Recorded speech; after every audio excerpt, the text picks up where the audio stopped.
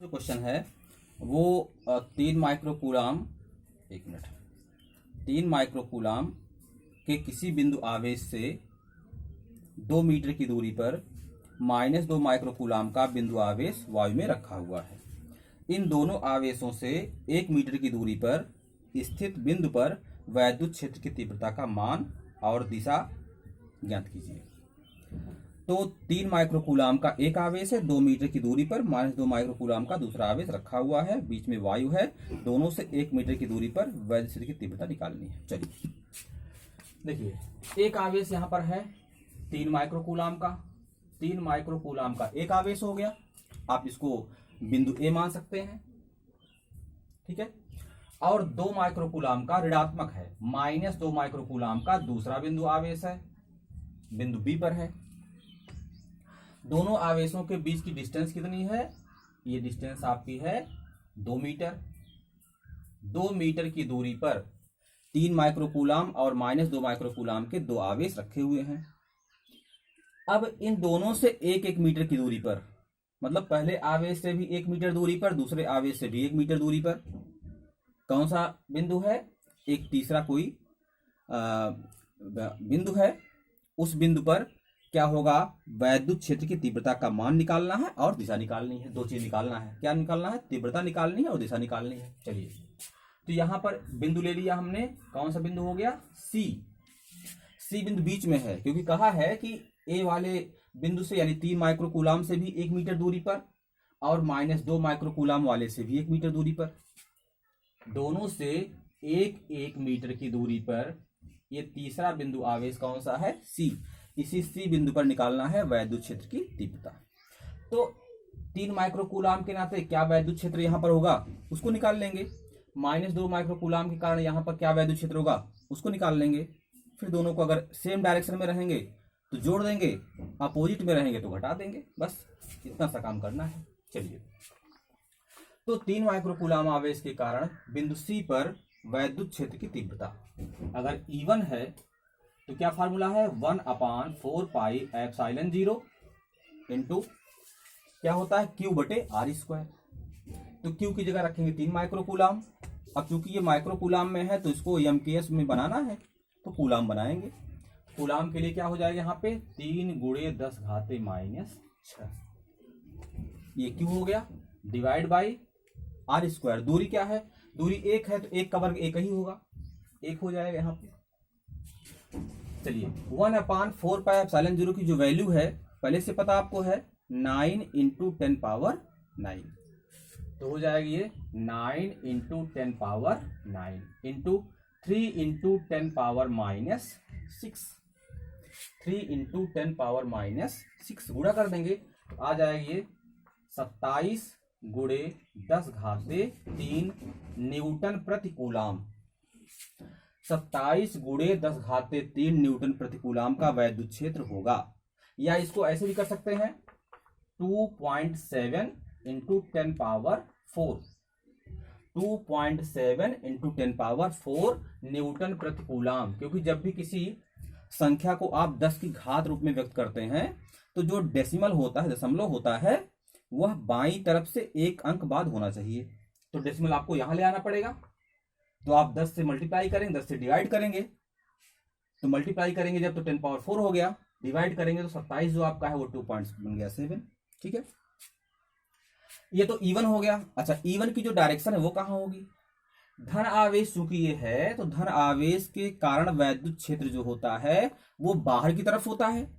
तो बिंदु सी पर जो वैद्युत क्षेत्र है उसकी वैल्यू तो इतनी हो गई, उसकी जो दिशा होगी कहां होगी? इधर की तरफ होगी। तो E1 की डायरेक्शन आपकी ये हो गई। यहां तक ठीक है। अब बी बिंदु पर -2 माइक्रोकूलाम का ऋणावेश रखा हुआ है। इसके कारण यहां पर बिंदु सी पर क्या तीव्रता होगी निकाल सकते हैं, बिल्कुल सेम ऐसे ही। E2 बराबर हो जाएगा, देखिए 1/4πε0 वही रहेगा। जहां पर 3 था वहां पे 2 हो जाएगा, माइनस में नहीं, माइनस को हम दिशा में इंक्लूड करेंगे, 2 हो जाएगा। तो 2 × 10⁻⁻6 हो जाएगा।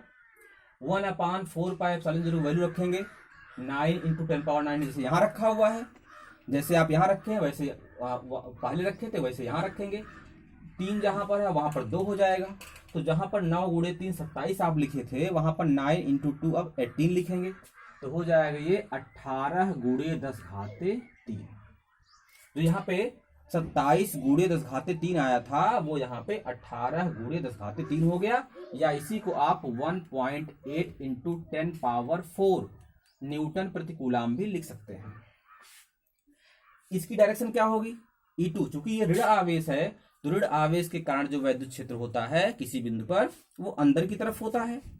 तो ऋण आवेश आपका राइट में है, तो जो वैद्युत क्षेत्र होगा कहां पर, बिंदु सी पर, वो भी अंदर की तरफ होगा।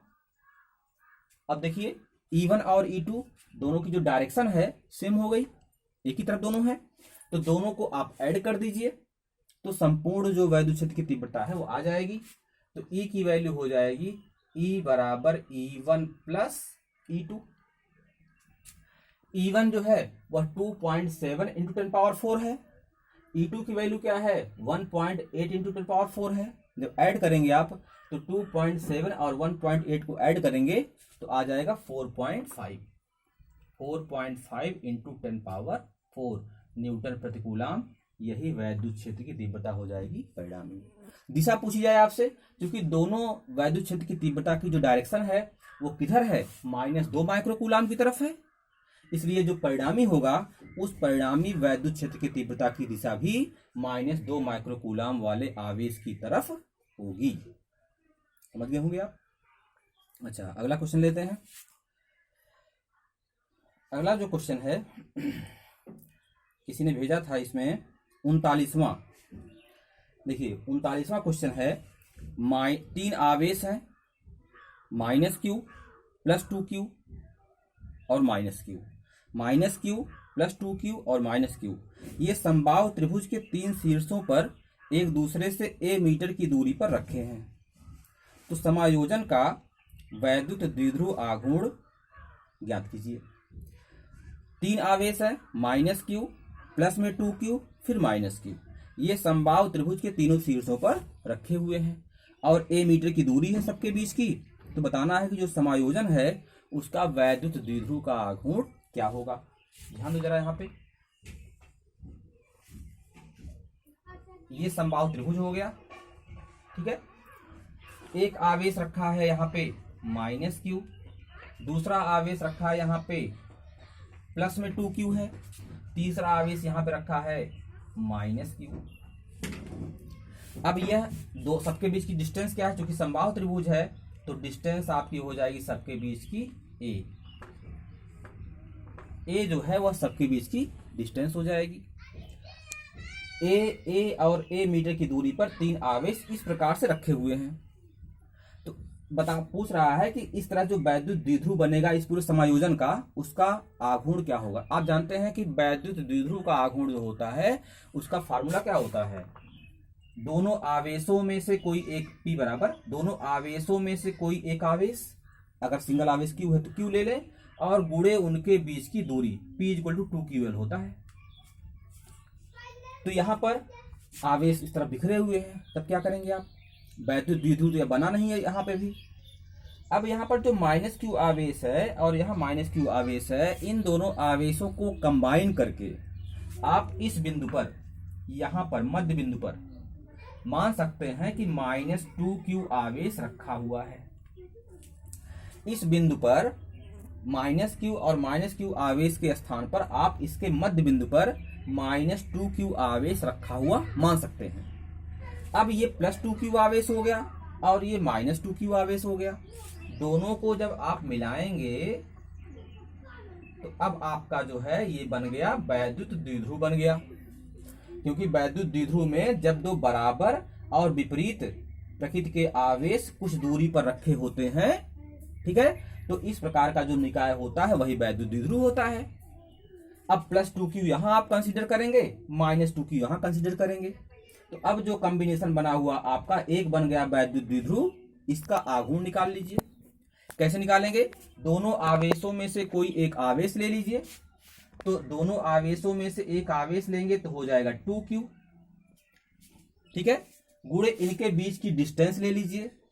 अब इनके बीच की डिस्टेंस निकाल लीजिए, यह दूरी a दी गई है, और यह दूरी आपकी जो है वो a/2 हो जाएगी, a/2।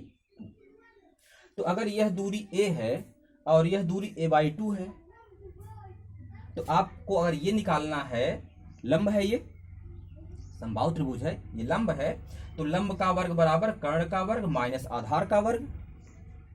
तो कर्ण हमारा a है तो हो जाएगा a का स्क्वायर माइनस ये आपका आधार है, आधार a/2 का वर्ग हो जाएगा a²/4। आप यहां पर भाग देंगे जब तो आएगा 3a² divide by 4। 3a² divide by 4 किसकी वैल्यू आ गई? ये जो आपका लंब है आपका, अगर ये लंब हम AD मानते हैं, AD, इसको आप बिंदु B और बिंदु C मान सकते हैं, तो AD का स्क्वायर हो गया, ये AD का स्क्वायर ये हो गया। अब AD की वैल्यू क्या हो जाएगी?